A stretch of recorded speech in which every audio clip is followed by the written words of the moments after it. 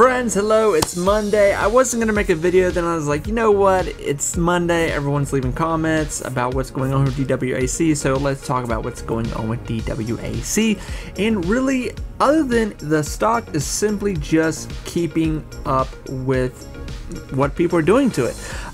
It is holding its ground. Last time I talked about the stock, I said there's key moments coming up here where this stock could potentially really take off. Now, I do want to put this headline with what I'm going to say here because I have to, because if I don't, people come on here and they just get the wrong idea what I'm talking about here. I would only encourage people to be in this for an in and out situation run. This is strictly a hype play, a FOMO. I don't want to miss out what's going on here. As long as this deal, which I will bring up here in a moment, as long as the deal continues to happen here with True Social, Digital World here, where they combine into one, True Social, all that, the stock will continue to rise, and when the deal does happen, fingers crossed, that it will explode. And here's what I mean by saying on the about the stock being rogue this year. I think that Digital World is going to be rogue this year. I don't think it's going to follow the market. I think the top stocks of this year, the winners will more than likely be like Nvidia, anything AI that's doing well already. And then, of course, you'll have your bread and butter stock companies like Amazon that's already shown crazy quarterlies just wrapping up of last year into this year.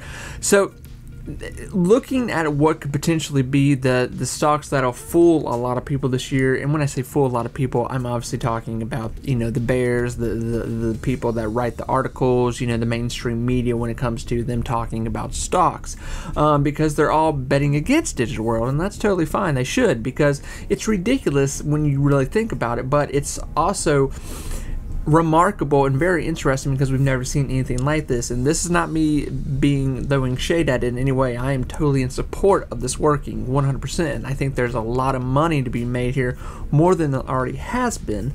But I do want to say too, with that, is to wrap this all up with what I'm throwing out here, is that this is going to be a very volatile situation. I think this is very dangerous because the deal could not happen and this stock would plummet. I mean, there would be no reason for it. There would be no use for it. Because Digital World alone is not worth $45 a share price. It's just outrageous. You're paying $45 a share price right now because of what is going to happen here throughout this year. Is this going to merge into True Social merge into them, to where you are holding a new social media platform that is owned and run by the president and his people? Well, soon, maybe potentially soon to be president in November, but former president too. So there's a lot of different ways that this could go out this year, that it could play out, and we're watching it here, and that's really all I could say. So I just want to put that out there because some people come on here and I guess they think I'm just like, I'm not investing in this stock because it's revolutionary or it's killing it with quarterlies or deals. That is quite the opposite of what is going on with it. It is strictly a strategy play with potential of what the stock could turn into this year, with just people not wanting to miss out on it. So with all that said, listen, I don't think we can ask much more from Digital World at this point. Since it has started taking off here just this past month, you know, the beginning of January, we started to see it really shoot up here, and just since then it hasn't let anyone down. Even when we have a sell-off day, it is getting snatched right back up. It's coming right back up. So today, it had a bad day, but this is a bad day I'll take any day, where the stock started off around right under 47 and then ended around 45 and some change, which is still incredibly high. So it's not like people lost massive amounts of money at this point. Sorry, I drank a lot of coffee, a lot, but I think that this stock is going to run rogue this year. I don't think it's going to follow the market. If you're watching, I don't know how many people on here watch, I do think it's good somewhat to watch, you know, these stock analysts with these on these TV shows. You know, Fox is famous; they have probably the best ones. And I'm not promoting Fox. I'm just saying they have these the people that come on here and talk about, you know, the market and what's happening and what projections of what's going on with the market. Wherever you're at in the market, the general consensus is right now is that things are going a little too smooth, a little too good, and that there more than likely is going to be a reset here very soon, because a lot of stocks, they've just been doing really well here the past few weeks. Really the whole year starting off, and this is not what was being preached here in December. We thought this was going to be a bloodbath going into this year, especially with everything going on in the world. But the market has really been doing well. Today was a little bit of a sell-off, but it wasn't crazy. But we are I don't want to say analysts are expecting a huge pullback right now. They don't know if it's going to be this week, next month. They don't know, but they're just expecting it with February or March here. And that's just what they're going at right now. I still think Tesla is way too expensive right now. People are asking me about that because I mentioned that I sold out of it. I think Tesla is probably going to fall back down to like 170, 160, but because it's probably still not going to hit their new quarterlies. Next time we see the quarterlies come around here in a few months. But if you're buying Tesla long term, whatever, do it. Buy. I think it's still worth it if you're holding on to it for the next 5 years.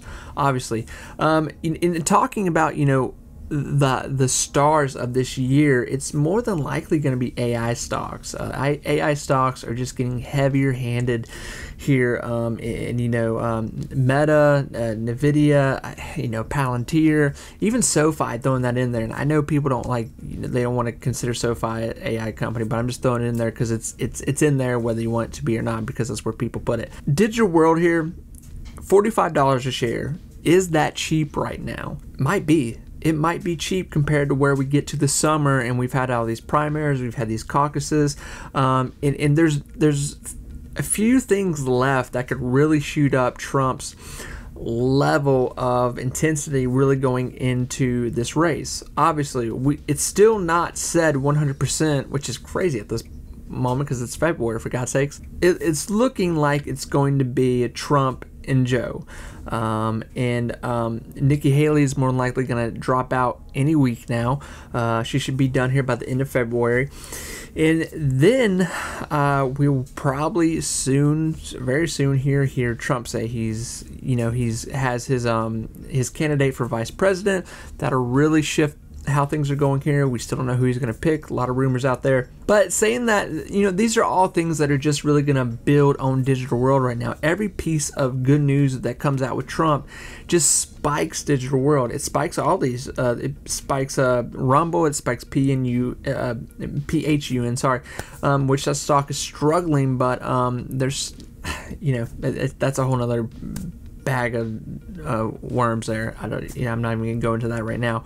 Like I said a minute ago, $45 a share, is that cheap? I think right now, if we see Digital World this week break into 50 once again, I think that's gonna be a telltale sign we may not see 30s again. Now there could be a bad day here, but I don't know that Digital World is going to follow the market when the market's having a bad day, because the market didn't have a great day today, but Digital World, it really wasn't really didn't lose much. Where it was lost, it gained it right back.